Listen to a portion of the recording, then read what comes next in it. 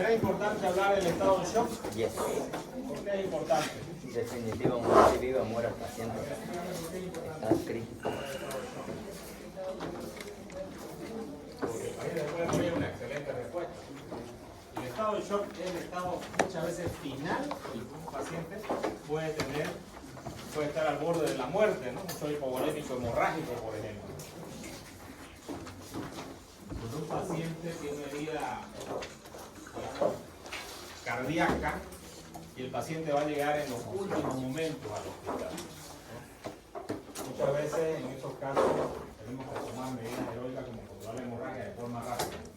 Cuando la hemorragia es externa, por ejemplo una amputación traumática que pueda ocurrir, rápidamente viene a hacer un torniquete, ¿no? Que el famoso dentro del American Surgery es un curso que se da para todas las, no para los médicos, para todas las personas, para que aprendan a controlar hemorragias. ¿Por qué?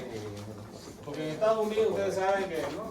Uno de esos se enloquece y mata a su compañero, dispara acá, ¿no? En el aula, ¿no? Uno que se ponga loco de repente. Aquí no tenemos armas, ¿eh? Esto entra en nuestro bloque. Y los policías cuando llegan a la escena, muchas veces los pacientes que están con heridas de arma de fuego, los pacientes están en las últimas condiciones y hasta llevarlo al hospital, ¿cuánto tarda?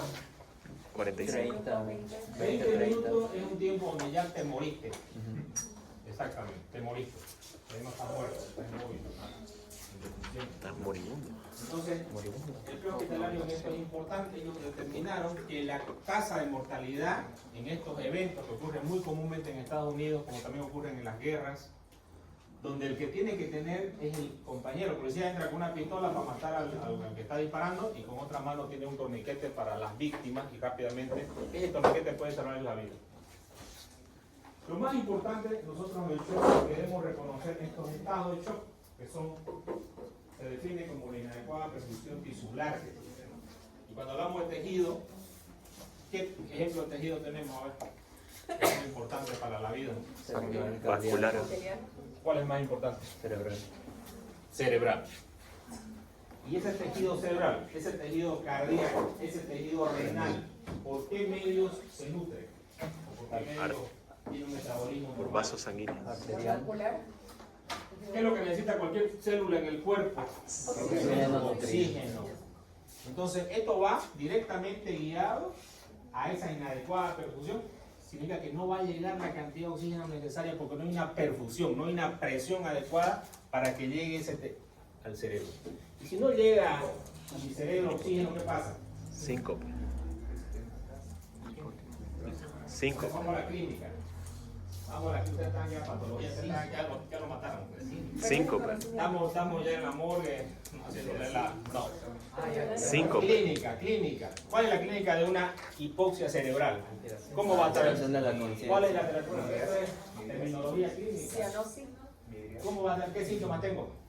Somnolencia. Puedo estar adormecido, puedo estar estuporoso o puedo estar comatoso completamente, ¿no? Esto es importante identificar porque, o sea, nosotros tenemos que aplicar los conceptos en la clínica, ¿ya? Alteración de la conciencia, claro. Eso puede ser muchas cosas, digamos. Yo puedo decir que hay hartos alterados y no quiere decir que estén choqueados. O sí, bueno, puede ser, no sé. Sí. Entonces, es importante definir y son importantes los síntomas. Si el médico no sabe reconocer los síntomas, ¿qué va a pasar? No tiene un diagnóstico oportuno. Y si no tiene un diagnóstico oportuno, ¿qué va a pasar? El paciente va a morir. Entonces, mucho depende de la observación adecuada del médico para darse cuenta de estos estados. Saber cuándo un paciente está en un estado de shock es importante, porque el médico sabe que le queda poco de vida.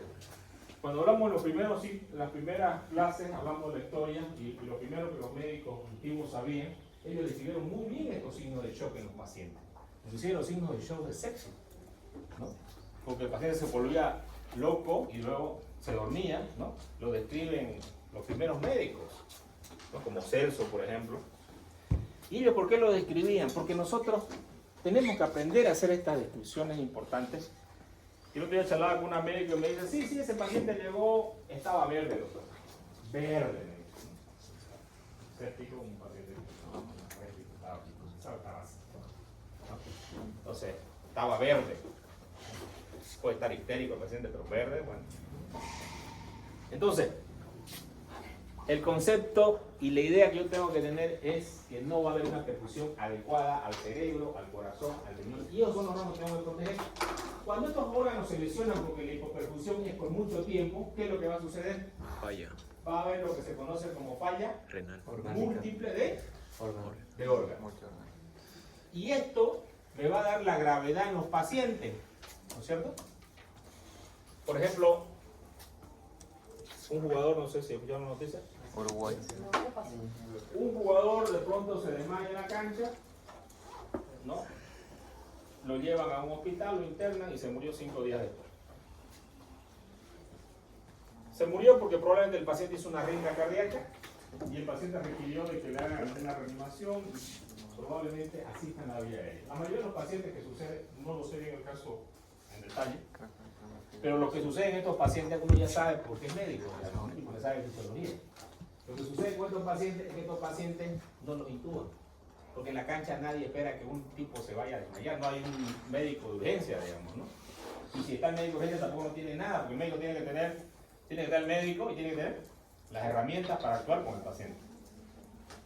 Y esto ha pasado en muchos estadios en el mundo, aquí pasó también en La Paz, ¿no? Un árbitro que de pronto el árbitro cayó en la cancha, una arritmia, y la asistencia es pésima. O sea, no hay asistencia, y esos pacientes necesitan una asistencia. A ver, si yo le agarro y le aprieto la nariz a todos ustedes acá, en 5 minutos que ustedes no pueden respirar, se mueren. Entonces, ¿qué tipo debo actuar? Antes de los 5 minutos. Y para actuar antes de los 5 minutos, ¿qué tengo que tener? ¿Será que tengo que ir a llamar a la ambulancia que venga de la Goyanini o de la Clínica Las Américas? No. En los estadios y en centros donde hay muchas personas deben haber personal capacitado, médicos capacitados. Porque estos médicos capacitados no sirven nada, ¿no? Es lo mismo que nada. Es lo mismo que cero, digamos. Entonces, el shock, así como hay mucho ahora el ejercicio del sangrado que ustedes han visto, si ustedes tienen un sangrado que está sangrando en el pulmón, y obviamente el pulmón es una de las causas de hemorragia masiva que puede tener una persona, y muchas veces hacen una toracotomía, nosotros vamos y hacemos un clampeamiento, eso porque no sangre, control de hemorragia, ¿no? Y reposición de volumen. Pero siempre tiene que estar primero control de hemorragia. ¿Y en cuánto tiempo de control de hemorragia? ¿En 1 hora, 2 horas? Es rápido. Eso va a depender de la cantidad de flujo que el paciente vaya a perder. Por eso es importante tener en cuenta que el shock hay que manejarlo adecuadamente. Porque hace calor, ¿no? Sí.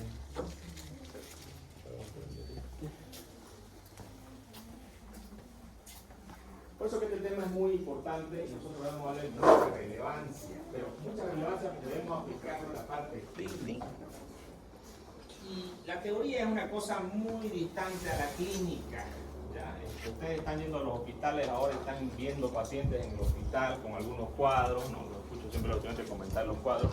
Y es importante esto de conversar sobre los cuadros de los pacientes, ¿no? Pero yo tengo que aplicar lo que sé en la teoría en el paciente, por eso es que es importante ser relevante en los síntomas, ¿no? Un paciente que no le llega sangre al cerebro, pues va a estar dormido, o va a estar extubuloso. Un paciente que no le llega sangre al riñón, ¿cómo va a estar? Anuria. La diuresis, ¿cómo va a estar? Anuria. ¿Disminuida o anúrica? Y eso es lo que tengo que aplicar como médico, porque yo no voy a ver la teoría, ya tengo que aplicar la práctica, digamos. Tengo que darme cuenta. Entonces, si un paciente llega choqueado, ¿cómo va a estar su presión? Hipotenso. Pero no es sinónimo, hipotensión no es sinónimo de shock, ¿no es cierto? Porque sabemos que en los estadios 1 y 2 del shock hipovolémico hemorrágico, ustedes van a tener una presión normal. Pero en los estadios 3 y 4, ustedes van a estar hipotensos, el paciente va a estar completamente anúrico, o sea, perdón, completamente hipotenso, ¿no? Pero también se van a asociar en esos últimos dos, donde hay hipotensión, que el paciente va a tener también daño neurológico y también va a tener daño renal, justamente por esto que estamos hablando, la inadecuada perfusión tisular. Entonces, es importante reconocer la presencia de los síntomas principales que va a haber en la clínica. Inadecuada perfusión del tejido. ¿Cómo yo puedo lograr la inadecuada perfusión del tejido en un paciente? De verlo nomás. Y yo estoy llegando ahí a la emergencia y llega el paciente. ¿Por el color de qué? el color de la piel. Pálido. Pero hay unos morenos haciendo como yo, por ejemplo, que no se nota mucho la cara. Entonces yo tengo que ver las mucosas, labios, palma de las manos, planta de los pies, conjuntiva, la boca, la lengua. Y puedo dar cuenta en segundos que el paciente está pálido. Hasta ahí yo no sé si el paciente es por una hemorragia interna, no sé si es por un shock neurogénico, no sé si es un shock cardiogénico. Pero generalmente los que son pálidos, estamos hablando, la mayoría son shock hipodérmicos, también los shock neurogénicos. Alguien me contó, por ejemplo, que no se tocaba, el fondo se puso muy y se desmayó. Entonces puede ser que le haya venido un shock neurogénico. Puede ser. Yo cuando era estudiante tuvimos un compañero, estábamos haciendo las prácticas de cena y a lo que le hizo el profesor así, se desmayó, lo puso pálido, se cayó, se acabó la cosa. Tuvimos que ventilarlo, darle a abrir. Entonces a él le dio un neurogénico, que fue por infección de la boca. ¿Esto puede suceder? Sí, eso puede suceder. Entonces, cuando yo no aplico la clínica adecuadamente, ¿qué sucede? Que mi diagnóstico va a ser tardío. Y un diagnóstico tardío es igual a muerte. ¿Y la culpa de quién? ¿Del paciente o del médico? Cuando el médico no evalúa adecuadamente un paciente, es la culpa del médico. Entonces, ¿qué debemos identificar en el manejo inicial del paciente con shock? Primero, si el shock es hemorrágico. Podemos tener una hemorragia externa o podemos tener una hemorragia interna. Esto es muy común en los pacientes con trauma, ¿cierto? Un paciente traumatizado, nosotros tenemos que detectar, por ejemplo, si la hemorragia interna, discúlpenme, cualquiera lo reconoce, cualquiera, no tiene que ir a la enferma, cualquiera. Pero una hemorragia interna, eso no lo permite. Porque el médico se da cuenta de ciertos detalles importantes. Por ejemplo, nosotros tenemos un examen que es importante hacerlo, lo que se llama el IFAS, que es la ecografía buscada de trauma. Y en este momento llega el paciente a la emergencia y nosotros sospechamos una hemorragia interna, le hacemos PAS a todos los pacientes que tienen accidentes de tránsito, o que se han caído de las alturas, o que les han pegado, o que los han golpeado. Pues con la ecografía podemos detectar en menos de un minuto que tiene líquido en el abdomen. Y no necesito tenerlo el más experimentado de los ecografistas. De hecho, todos los médicos estamos capacitados para utilizar y hay un curso muy básico. Y yo a mis estudiantes les enseño en el cuarto año a hacer ecografía básica, un paso, hacer un barrido. Y los estudiantes aprenden. Y puede reconocer el líquido. Si usted reconoce el líquido, usted dice, tiene líquido en Morrison. El paciente inmediatamente tiene que entrar a quirófano. ¿Cuál es el tratamiento del shock hemorrágico? Control de hemorragia. Nada. Control de hemorragia.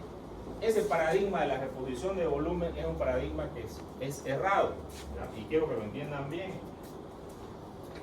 Antes, nosotros hacíamos la reposición de volumen, y lo voy a dar el ejemplo acá. Un paciente tenía sangre en el abdomen, ¿no? Un hemoperitoneo. El paciente, yo estoy, qué sé yo, en un lugar donde no hay quirófano, digamos que estoy en La Guardia, no hay quirófano. Y ese paciente yo le hago una ecografía y detecto líquido en el abdomen. ¿Estoy controlando la hemorragia? No. Entonces, mientras yo no controle la hemorragia, a ese paciente no le puedo poner volumen, porque la hipotensión le está salvando la vida al paciente. ¿Y por qué le salva la vida? Porque hay un coágulo, digamos una lesión de aorta, que ese coágulo, como la sangre está hemoconcentrada, ¿no? Y la presión no es tan alta, entonces ese coágulo va a dejar de sangrar y va a estar presionándolo ahí. Pero ¿qué es lo que yo hacía antes? Ponía volumen, tenemos una sala, nosotros en el hospital tenemos una sala de reanimación, y el protocolo era meterle líquido, digamos, ¿no? Mejorar la presión y lo subía al quirófano. ¿Y saben qué pasaba con los pacientes? Se nos morían en el camino. El quirófano o el quirófano se nos moría. Si me daba la mano, el paciente estaba, ay, vamos a ver, pum, se nos moría. Entonces ahora, control de hemorragia, si yo no lo he controlado hasta que llegue a un hospital donde tenga todas las herramientas para hacer la laparotomía, y yo lo subo al paciente hipotenso por ese caso, al quirófano. Controlo la hemorragia y repongo recién el volumen. ¿Y qué volumen repongo? Depende en qué estado de shock esté. Si hablamos del shock 3 grado 4, tenemos que responder cristaloides, tenemos que responder también al mismo tiempo sangre y colágeno. Por otro lado tenemos el shock cardiogénico. Aquí tenemos una falla cardíaca. Puede ser un paciente con un infarto, puede ser un paciente con una insuficiencia cardíaca ya de larga data, ¿no? Puede ser un paciente con un taponamiento cardíaco en caso de trauma, puede ser un paciente con una contusión miocárdica en caso de trauma. El shock neurogénico, ¿no? Puede haber una lesión de la columna cervical generalmente alta, ¿no? Que puede llevar a un shock neurogénico, porque va a haber una falla del simpático y el parasimpático y el paciente va a empezar a hipotensar y va a empezar a hacer bradicardia. Tenemos el shock séptico, que es debido a las infecciones, que pueden ocurrir después de una cirugía, que pueden ocurrir antes de una cirugía y que pueden ser muchas las causas que puedan producir infección. Tenemos las infecciones nosocomiales, infecciones urinarias. Entonces es importante reconocer al paciente con shock séptico. Neumotoras, atención, también este otro tipo de hipertensivo. De shock que también se va a choquear y es parecido a un shock cardiogénico porque el neumotórax, al haber aire dentro de la cavidad pleural, va a empujar el corazón y lo va a comprimir y va a hacer que el corazón no pueda expulsar la sangre adecuadamente, va a disminuir la precarga y la postcarga y el paciente va a ser como un shock neurogénico, pero la causa va a ser un neumotórax. ¿Por qué será importante saber la causa? Porque de acuerdo a la causa yo puedo hacer mi tratamiento, pero ¿cómo yo me doy cuenta cuál de estas causas es? Para eso es importante tener en cuenta que tengo que hacer un tratamiento específico. Si es un shock hipovolémico hemorrágico, tengo que poner volumen, cristaloides y sangre. Si es un shock neurogénico, de repente tengo que poner vasopresores. Si es un shock séptico, tengo que poner cristaloides, volumen y tengo que poner vasopresores. Pero también al mismo tiempo en el shock séptico tengo que identificar cuál es el foco séptico que tiene el paciente. Está el foco séptico en abdomen, está el foco séptico en tórax, el foco séptico está en parte blanda, el foco séptico está en la meninges, el foco séptico está en el cerebro, está en los pulmones, está en los riñones, está en las vías urinarias, está en la vejiga. Tengo que identificar en la sepsis cuál es mi foco séptico.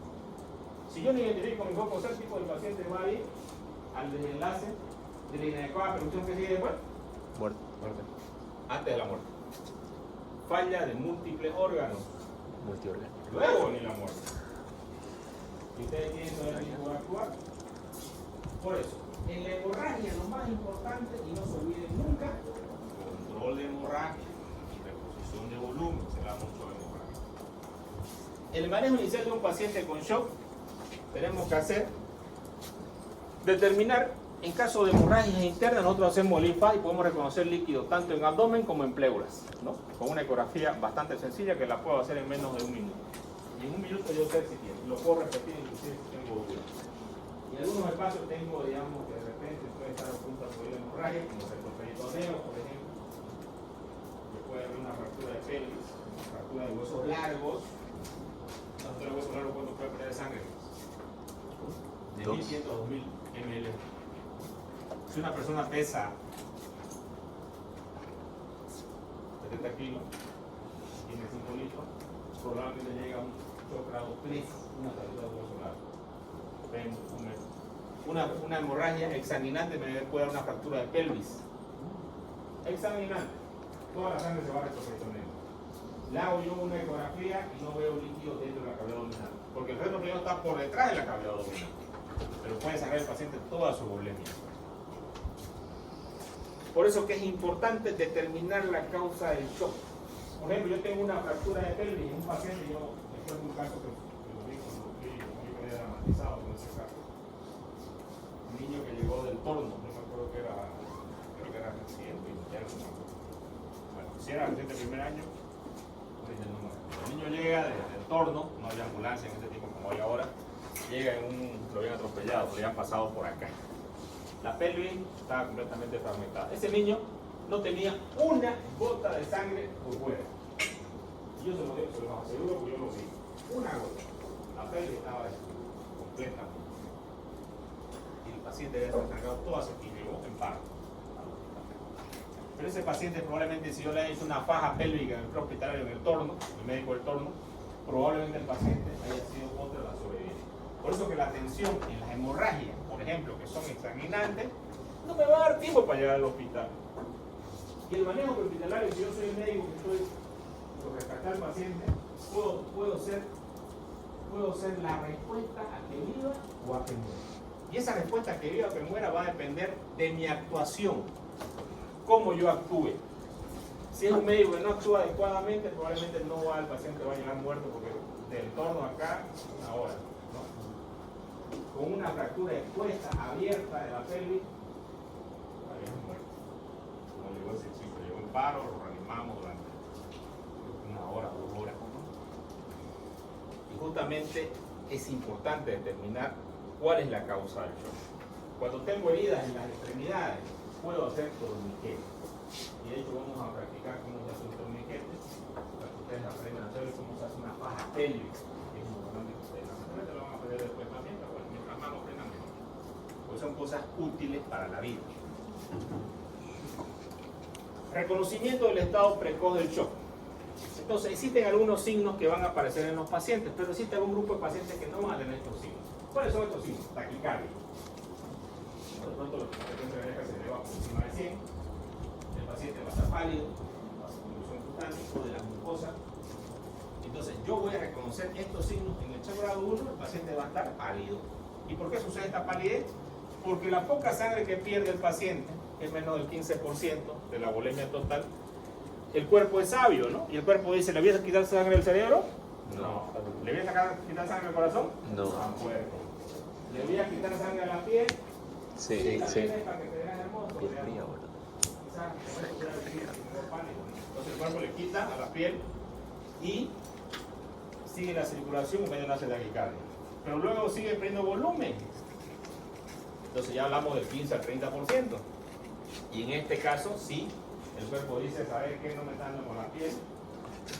Le quita la piel y no le quita la piel nomás, le quita también el intestino. La circulación estánica queda disminuida. Entonces, circulación estánica y piel, vasoconducción periférica y vasoconducción cutánea. Entonces le quita, ya la frecuencia cardíaca no puede mantenerse y trata de aumentar para tratar de perfundir los tejidos, para perfundir el cerebro, para perfundir el riñón, ¿no? Luego el shock grado 3, que va del 30 al 40% de la volemia, ya el paciente no puede con la taquicardia. La taquicardia debe estar a 120 y va a subir a 140.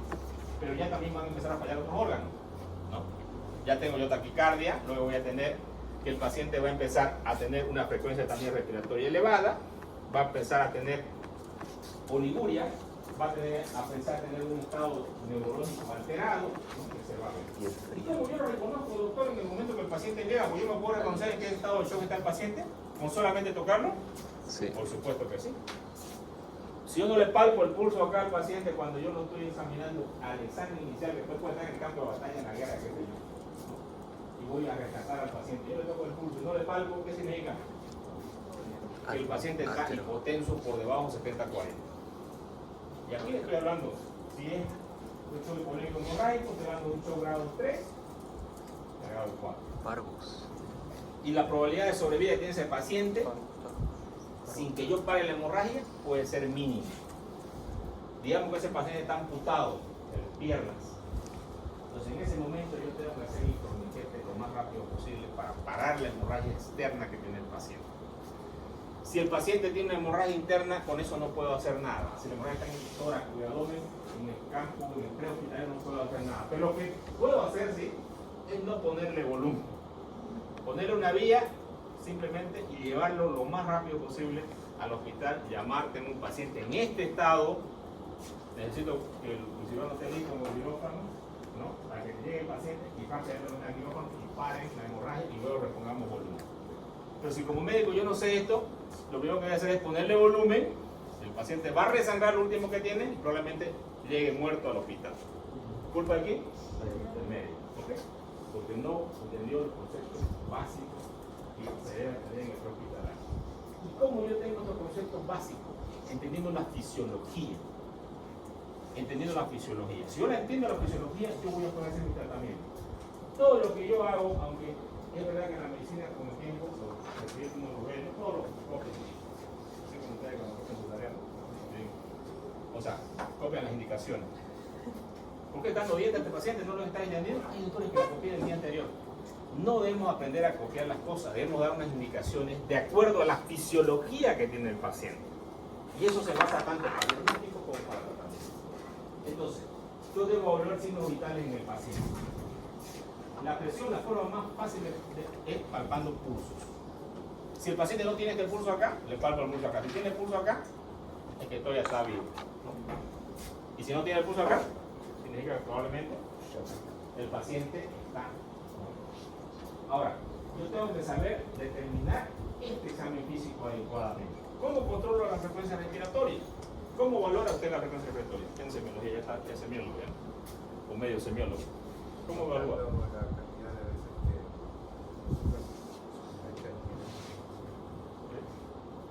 Y si usted puede saber bien que está insoplando, ¿no? ¿Cómo puede saber que la persona está insoplando?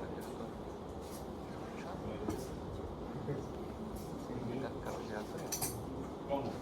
Ocultando. Sentimos Yo a veces he visto un paciente eso, cuando no paciente, no que están por la calle. Ocultando el murmullo. Está muerto, ¿no? Se paró y se fue. Estaba vivo. ¿Cómo yo reconozco a Ocultando. Ocultándolo podría ser una forma correcta. Voy a ver en qué momento inspira y en qué momento expira, sería la más adecuada. Pero también puedo palpar al paciente, ¿no? Y decirle, bueno, siempre la palpar acá. Más arribita, ¿no? Que no en la espalda, ¿no? Y piden que el paciente inspire y ustedes van a sentir la expiración del paciente. Otra forma que yo puedo hacerlo también es con el pulso oxímetro.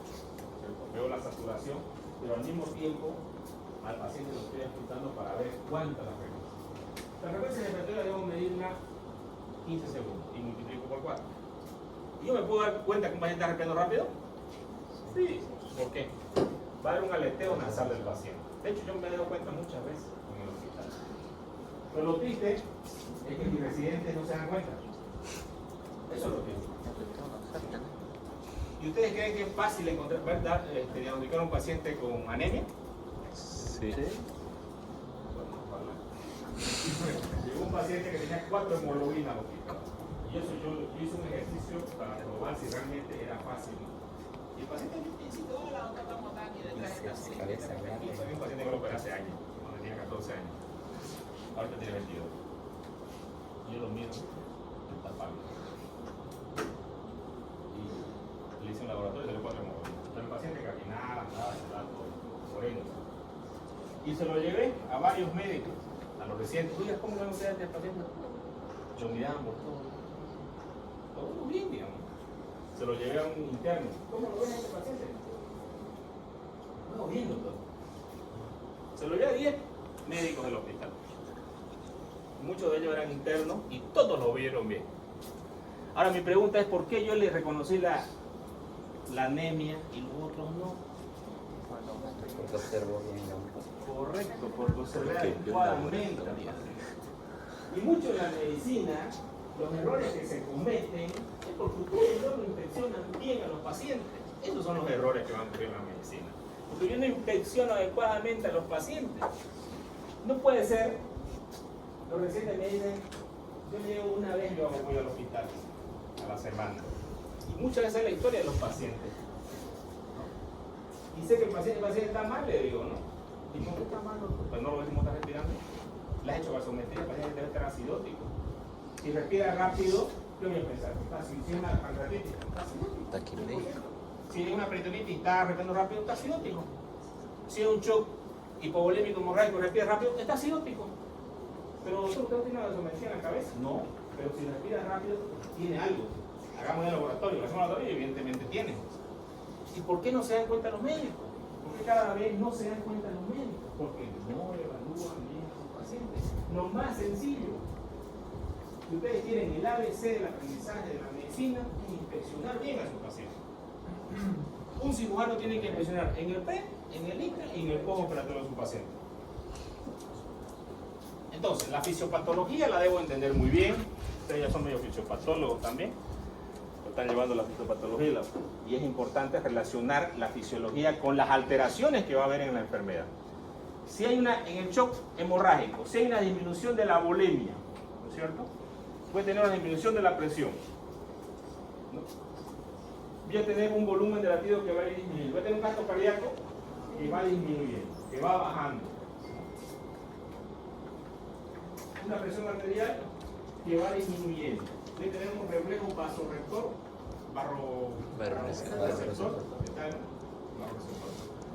que me va a aumentar la frecuencia cardíaca. ¿Por qué aumenta la frecuencia cardíaca? Este es un de contrarregulación, ¿no es cierto? Para que el paciente, pero ¿en qué pacientes no se va a aumentar la frecuencia cardíaca? Porque medicina 2 más 2 Cardiopatías.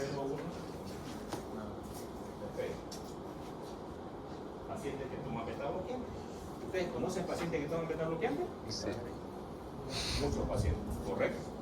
Y esos pacientes pueden pasar depresión. Los pacientes ancianos, Propanolol. los pacientes ancianos no les van a hacer taquicardia. ¿Por qué? Porque ya son ancianos y muchas veces toman también medicación. Y el hecho de ser anciano tienen las arterias más rígidas. Y Aterosclerosis. generalmente no tienen este reflejo. Y el paciente anciano de repente va a estar con un shock hipovolémico hemorrágico y no va a estar con la presión baja. Va a estar con una presión normal. Y usted va a decir, no, yo me acuerdo que en la clase el doctor dijo que tienen que pensar ustedes que los pacientes son únicos. Y hoy en la medicina cada paciente es único.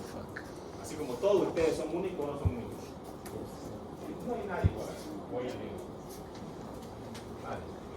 Entonces, debemos individualizar el tratamiento de los pacientes viendo características como edad, medicamentos que toma el paciente, que son muy importantes. Si el paciente tiene un marcapaso, ¿será que va a tener una frecuencia cardíaca elevada? No. Tampoco. Tiene un marcapaso. Muy bien. Luego tengo la vasocondición periférica, que ya es lo que hablamos de la piel y de los intestinos, ¿no es cierto? Muy bien. Tenemos ahora otros mecanismos compensadores que vamos a tener en el paciente. Va a haber un aumento de la frecuencia respiratoria, una acidosis respiratoria. El paciente, por la inadecuada perfusión de los tejidos, ¿qué va a suceder en las células de esos tejidos? ¿Va a haber una respiración aerobia o anaerobia? Anaerobia. ¿Anaerobio qué es lo que libera? Ácido láctico. Entonces el cuerpo tiene que tratar de liberar ese ácido láctico con el ácido carbónico para taponar, ¿no es cierto?, con el carbonato. Y el paciente empieza a tener alcalosis respiratoria. Muy bien. Y obviamente el paciente empieza a respirar una forma dinámica. Pero también al mismo tiempo vamos a tener hormonas contrarreguladoras que van a tratar de salvar. ¿Cuál es una hormona que se libera en los casos de shock? Sí, se liberan esas también a nivel renal, suprarrenal también tenemos. El PAN, la péptida. Cortisol, ¿no? Pero tenemos las renina que son las que van a actuar acá, disminuyendo, ¿no?, el que no haya mucha diuresis para que el paciente retenga la mayor cantidad de volumen. Justamente, imagínense si ustedes en un estado de shock, el riñón empieza a orinar más todavía. Lo mata una vez, pues, ¿no? Entonces, justamente estas respuestas contrarreguladoras son para retener el volumen poco que tenemos en el cuerpo. En realidad, el cuerpo trata de salvarse solo. Y muchas veces los médicos mismos lo matamos una vez al paciente, ¿no?, dándole líquido, por ejemplo, haciendo tratamientos que no tenemos que hacer. ¿Qué pasa si un shock cardíaco yo le pongo líquido? ¿Lo mato? Sí. Sí, lo mato. ¿Por qué? Usted no lo examinó bien. Disminución de la bulimia, tenemos un alto flujo capilar, reducción de los tejidos, disminución de los tejidos, ya que vamos. Cuando hablamos de tisular, decimos tejido renal, tejido cerebral, tejido hepático, pero los principales son cerebral, renal y cardíaco.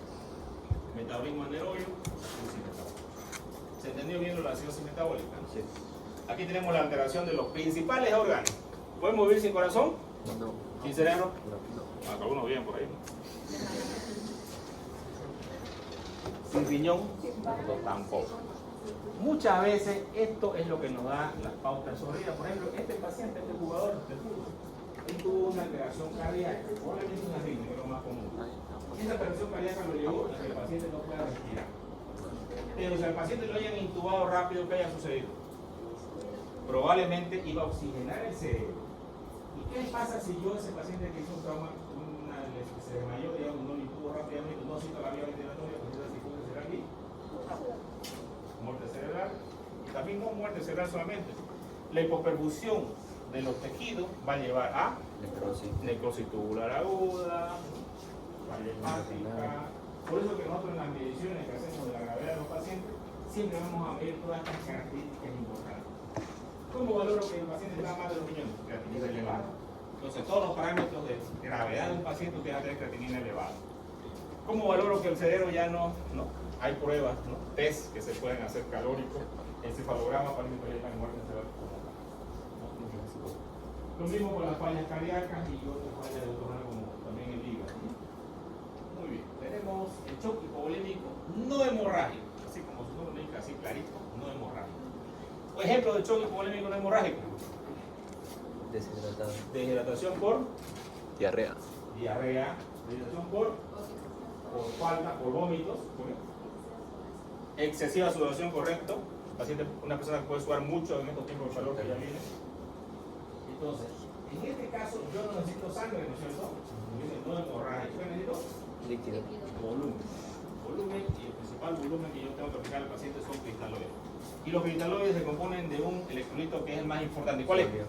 Bien, el sodio. El sodio es el electrolito más importante para ayudar al paciente. ¿Qué pasa si yo lo con agua? Hipotónico. Edema. Edema cerebral. Edema. Edema cerebral y el paciente va a morir. Porque yo lo hidraté con agua. Entonces tengo que hidratarlo con electrolito. La cerveza hipotónica. Por eso es importante hacer ejercicio.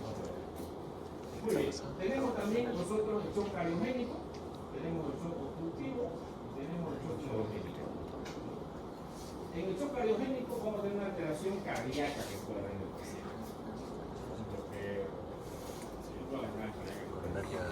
Una insuficiencia cardíaca ya de mucho tiempo que tenga el paciente. Un taponamiento cardíaco, porque se necesita taponamiento cardíaco. En el pericardio, que solamente puede caber, bueno, algunos libros dicen hasta 100 ml puede caber, ¿no? De líquido, bueno, otros dicen de 30. Pero cuando sobrepasa esta cantidad, esta capa que envuelve el pericardio se va a llenar de coágulos y ¿qué va a hacer? Va a apretar el corazón. Y el corazón queda localizado. Taponamiento cardíaco. No va a poder latir adecuadamente. Disminuye precarga, disminuye poscarga y el paciente va a empezar a tener infección yugular, la famosa triada de Dick. ¿Cierto? Que nunca debe Taponamiento cardíaco. y obviamente, ¿cómo lo explico esto? Muy fácil. La ecografía. La ecografía también me diagnostica un taponamiento cardíaco. La ecografía me diagnostica un derrame pericárdico motora, me diagnostica un hemotor. Me diagnostica un hemotor, me diagnostica un hemotor. Me diagnostica hemoperitoneo, me diagnostica. ¿Para dónde ciega la ecografía? Retroperitoneo. Ciega. Sordo y mudo. Muy bien. Una cosita. Sí. Entonces, en el shock no hemorrágico estamos hablando de que hay el shock cardiogénico, obstructivo y... No. El anterior. Bueno, también, claro, entrarían dentro de esos tipos de shock, también shock, pero no viene a ser el no hemorrágico. Generalmente nosotros lo clasificamos como un shock que no necesita sangre, pero sí, digamos, hablamos de un shock tipo, aquí es shock no hemorrágico. No, está bien, shock no hemorrágico, está bien, Okay. son todos estos. Yo me estoy cogiendo con shock hipovolémico no hemorrágico. Okay. En ese caso, el shock hipovolémico no hemorrágico, hablamos que son los casos de hidratación. En estos casos, en el shock no hemorrágico, son el shock cardiogénico, que la causa está a nivel cardíaco, ¿no? En el shock obstructivo, que también es cardiogénico, que es el taponamiento cardíaco, y el shock neurogénico, que en este caso es una lesión de columna cervical alta, ¿no? Generalmente C3 alta, donde hay una lesión del control simpático. ¿El simpático es importante? Sí. ¿Por qué? Contracción. La frecuencia. También. Reduce. No. Es el que comanda nuestro corazón. ¿Ustedes saben cuando su corazón late más rápido o más lento? No. Nadie puede. ¿Pueden hacer que su peristatismo, su intestino late más rápido o más lento? Le tocó también. Tampoco lo pueden hacer Era ustedes la más pensándolo, rápido. pueden hacerlo. Con la respiración. ¿Pero ustedes pueden mover su brazo? No. ¿Es autónomo esto? No. No, el movimiento del brazo es por los nervios periféricos, motores y sensitivos. Pero la parte del sistema parasimpático simpático no es autónomo. Y al tener autonomía ya que no depende de nosotros. Ustedes pueden hacer que lata más rápido o más lento. Puede ser que sus arterias disminuyan o aumenten su presión. Tampoco. Entonces, ¿qué pasa en el shock neurogénico? Va a haber una vasodilatación. ¿Y qué va a pasar con el paciente? ¿Perdón? Pierde presión porque va a haber una mala distribución, ¿no es cierto? El sistema va a estar alterado. ¿Qué tratamiento le doy? ¿Le doy líquidos? Vasopresor. No. Le doy vasopresores. ¿Cuáles son los vasopresores? Adrenalina, dopamina, noradrenalina, ¿qué más? Serotonina. Losartán, ¿no? Los hipertensivos. Ese es el examen de ahora que estamos dando. Serotonina. Ya, seguimos. Otro shock que no es hemorrágico, el shock séptico, ¿no? En el shock séptico, nosotros tenemos que detectar la infección del paciente, que puede afectar en la infección en cirugía. Nosotros lidiamos todo el tiempo con este tipo de infecciones. Por ejemplo, el otro día llegó un paciente con un diagnóstico de bilioperitoneo, referido de Riberal por allá. Bueno, el paciente llegó al hospital y la paciente tenía el diagnóstico de bilioperitoneo. El bilioperitoneo tiene que tener bilis dentro de la boca, ¿no es cierto? Tenía una tomografía. ¿Cómo era el diagnóstico? ¿En base a qué? Tomografía que decía bilioperitoneo. ¿Cuál es la conducta frente a un paciente que tiene líquido en el abdomen, y en este caso es bilis, que lo tiene paciente peritoneo? Ese paciente, ¿tengo que operarlo? ¿No tengo que operarlo? Tengo que esperar, tenía un drenaje que salió un poco de bilis.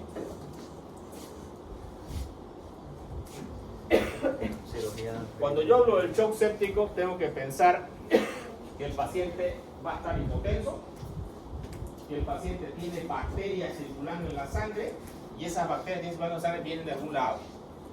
Cualquier rotura en el tubo digestivo, estómago, intestino, delgado, colon, tiene bacterias, ¿verdad? ¿Y esas bacterias pueden estar en el peritoneo? No, porque se van a absorber. Y en menos de 5 minutos ustedes van a tener las bacterias en el torrente sanguíneo. Y primero va a haber una respuesta inflamatoria, infecciosa. Luego, ¿cómo va a estar el paciente? Taquicárdico, taquinéico, fiebre, o puede tener hipotermia, laboratoriamente, leucocitosis. Clínicamente también puede estar en coma o con un Glasgow más bajo de lo normal, ¿no? La escala de Glasgow es la medición. Los que ya están alerta y dan respuesta motora ocular, 15. Si la respuesta está por debajo de esto, hablamos de 14. Hay pacientes que están en estado séptico y dicen, "Ustedes van a morirme, doctor". Y cuando le digan eso, paren la oreja. El shock séptico es un estadio más avanzado de la sepsis, cuando ya el paciente hace hipotensión. Y ya el paciente va a tener falla de órganos, porque la hipotensión es igual a hipoperfusión, y la hipoperfusión va a ser igual a la falla de órganos. Y la falla de órganos va a ser insuficiencia renal, insuficiencia hepática, insuficiencia respiratoria. El paciente va a empezar a respirar rápidamente. El paciente va a tener un estado hipercatabólico, puede tener un flujo cutáneo más aumentado. ¿Sí? ¿Qué quiere decir esto? ¿Usted lo ve pálido al paciente con shock séptico? No. Y aquí les voy a contar un caso para que ustedes no se olviden, no se olviden nunca más en la vida. Y yo me di cuenta, mirando al paciente nomás, este paciente no es un fleipone. Resulta que un chico estaba jugando fútbol y en la cancha vino uno y ¡peng! Le plantó un codazo en la boca del estómago. Lo dobló, cambió. Se fue a su casa, le dolía el abdomen y su mamá agarró y le dio unas hierbitas, no sé qué hierbas exactamente, pero estas hierbas parece que le calmaron el dolor. El paciente al día siguiente acude a la emergencia del hospital. La doctora lo ve, le hace una ecografía en fase y ve líquido en todo el abdomen. Y la doctora me llama y me dice, doctor, ¿está hablando de japonés? Sí, le digo. Tengo un paciente con quien le dieron un golpe en el abdomen y tiene sangre dentro de todo el abdomen. Es un shock hipovolémico hemorrágico.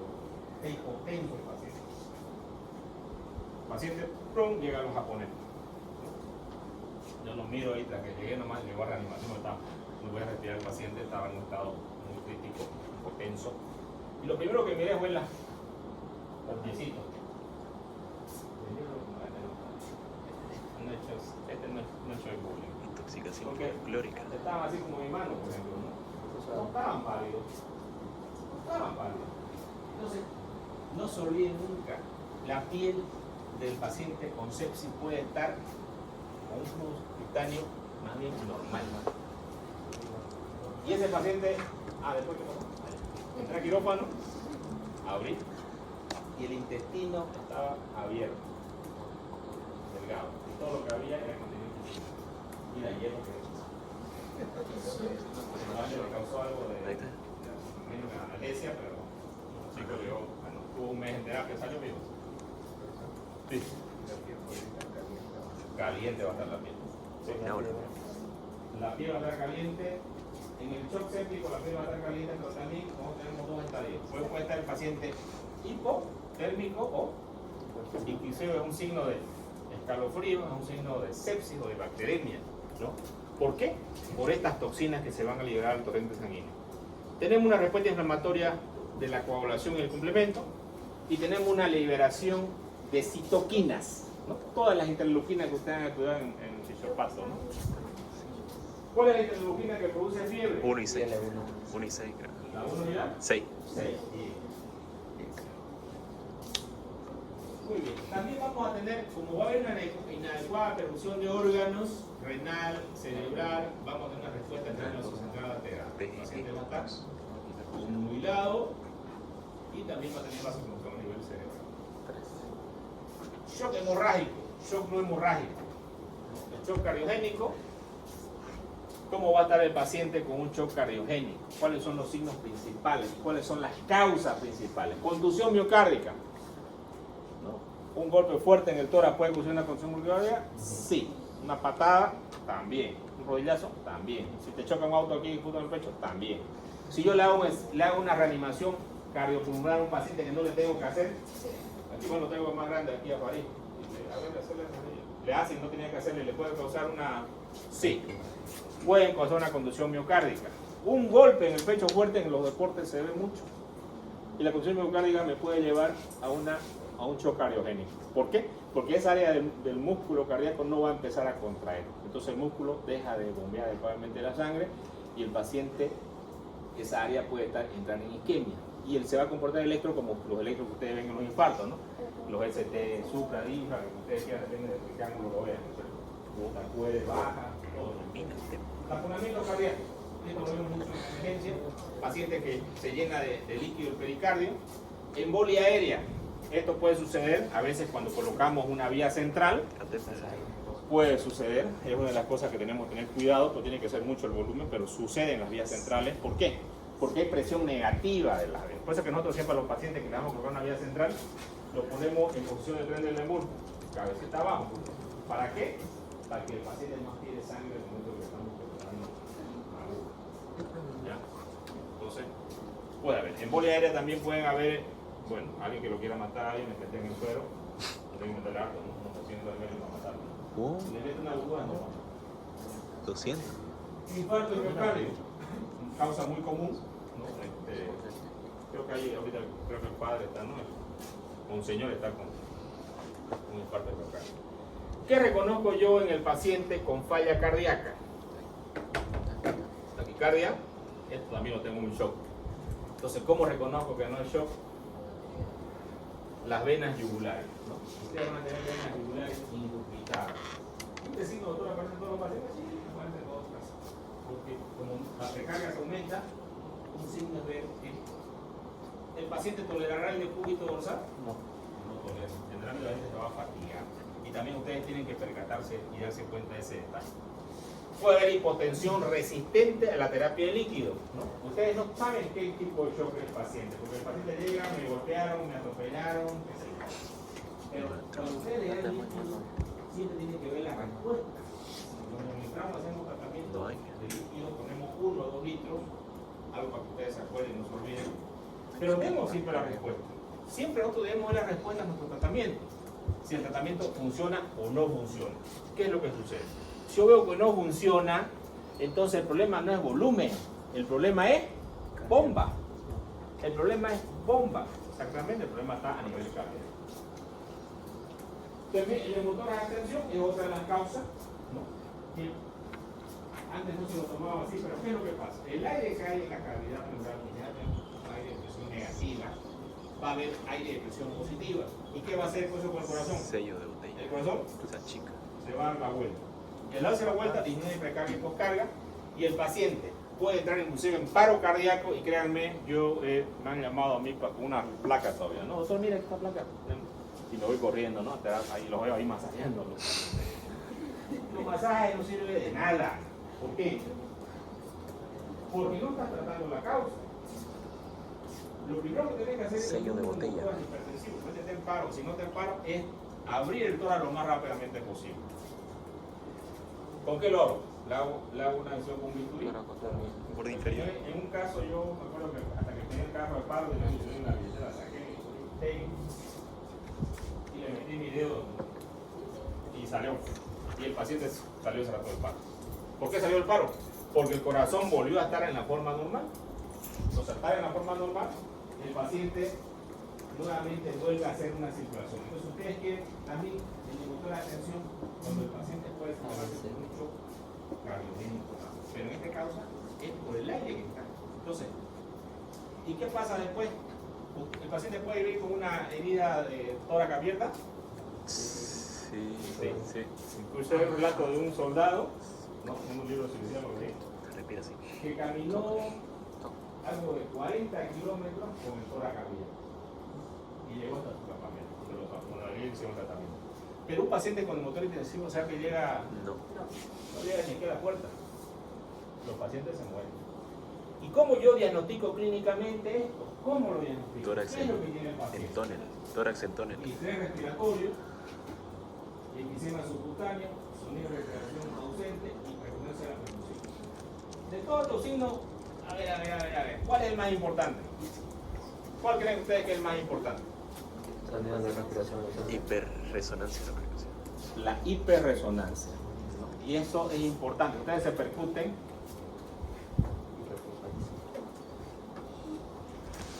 Pero como ustedes lo ven en el tórax del paciente, nota acá, Sí, va a estar su tórax. hay una simetría. Uno de los tórax está más elevado que el otro. ¿Por qué puede ocurrir un hematorio hipertensivo en el hospital? Ah, Vía central. iatrogenia. No. Inclusive tuvimos un caso de una doctora que le estaban poniendo silocaína, otra doctora.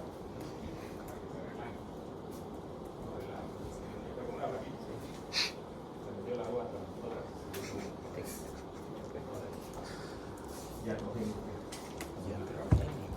A mí podemos tener causas de neumotoras espontáneas. Marfan. Se dan neumotoras espontáneas por bulas que pueden tener pacientes. Síndrome de Marfan. Muy bien. Mira, mira. El shock neurogénico, ya dijimos, generalmente puede ser un cuadro clásico de hipertensión. Pregunta de examen: hipotensión sin taquicardia. ¿Cómo está el shock? Los otros tipos de shock. Taquicardia. El único shock que tiene hipotensión sin taquicardia. Les voy a contar un caso porque no se olviden nunca en la vida. Llegó a los japoneses, estaba un domingo, yo estuve ahí. Y llega a las 1 de la tarde, llega un paciente que le habían tirado un disparo. ¿Dónde entraba el disparo? Aquí estaba, por ahí cerca, no fue del hospital. Un tipo quiso saltar a su hija y él se vendió a defenderla y entró el disparo en el brazo y quedó el disparo por acá. Entró por el brazo y quedó acá. Y el paciente llegó hipotenso. ¿Qué piensan ustedes que tiene el paciente? Lesionó un nervio. Ah, Lesionó un de los nervios vagales. lesionó un nervio, pero si la herida tentora, ¿qué piensa usted? Neumotórax. Tengo un hemotórax, ¿no es cierto? Entonces, ¿cómo usted haría el diagnóstico para decir, no es hemotórax? Y es un shock neurogénico. Correcto, el paciente no tenía taquicardia. Y eso a mí me llamó la atención. Pero el paciente obviamente le hizo una ecografía, descarté que haya aire, o sea, líquido, le hizo una radiografía, la bala estaba superficial y le pregunté la historia y me dijo, cuando entró el proyectil sentí un dolor muy intenso. ¿Será que cuando entra el proyectil yo puedo tener dolor tan intenso? ¿Qué tiene que haber lesionado para que yo tenga ese dolor tan intenso? Un nervio sensitivo. Mediano. El dolor de un nervio sensitivo es un dolor que no puede soportar nadie, como el dolor gélido. Sobre 10, 10. ¿No? El dolor del parto dice que es sobre 10, 10. ¿No? Porque ya ahora no saben las mujeres que tienen parto. Son más modernos. ¿No? ¿Usted sabe? Sí. ¿Duele o no duele? Hola. ¿No pusieron anestesia? No. Ah, ya. Le gusta el dolor. Lo aguanté, Lo ¿no? aguantó como macho, está bien. Shock séptico. Esta es otra de las patologías Las manchas que vamos a moteadas. ver en los pacientes. Y Moteadas. aquí tenemos, por ejemplo, un paciente en un estadio terminal. Ahí está. Ya la piel empieza, ¿no? Y aquí prácticamente cuando vemos a esos pacientes, y bueno, realmente Lívido reticular. en esas condiciones, ya no lo sacamos. Quizás esta es la última etapa donde ya el paciente empieza a experimentar la piel y generalmente está en un estado muy avanzado de la sepsis, no lo podemos sacar. Muy bien, nos vamos a quedar acá porque este tema lo tenemos que acabar